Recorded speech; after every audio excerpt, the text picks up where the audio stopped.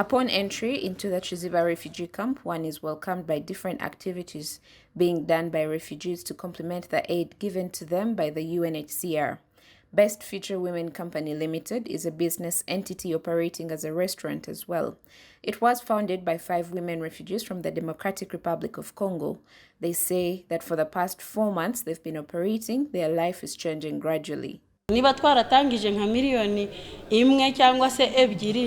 We started with roughly 2 million and we are now at 15 million. That's a big step. We put in a lot of effort for future plans and we will be able to buy plots of land, trucks to transport food, and we encourage others to do the same as well.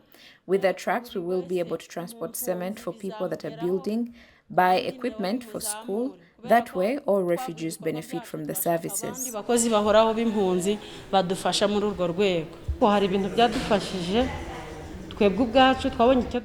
This has been instrumental to us as refugees. We are able to get jobs and in turn sustain ourselves.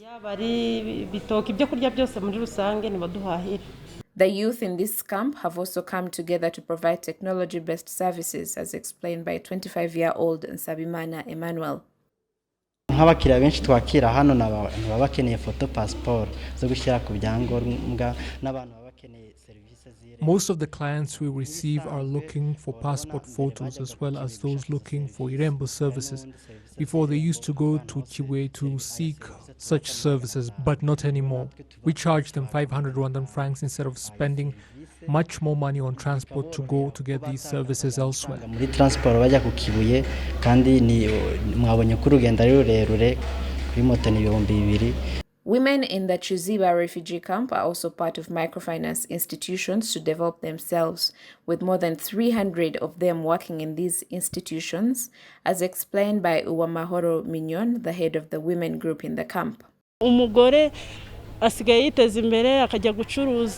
Women are now able to develop themselves and do business as opposed to before, when they thought they were meant to be just housewives, but now they are involved in leadership positions in the camp and they are part of decision making for different camp projects.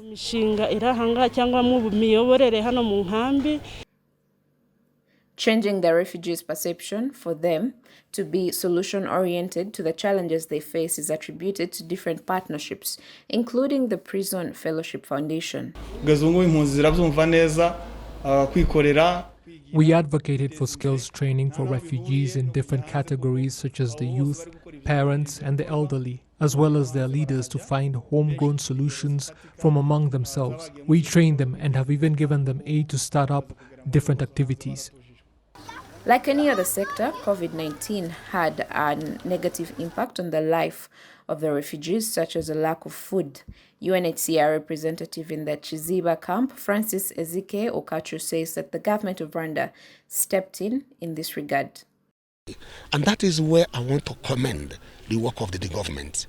In the COVID period, we had a serious shortfall in terms of food. When WFP and UNHCR could not mobilize sufficient food, government of Rwanda was able to provide beans for the refugees, which I have seen, but I have never seen in any other country since I have been working with the UNHCR for 23 years.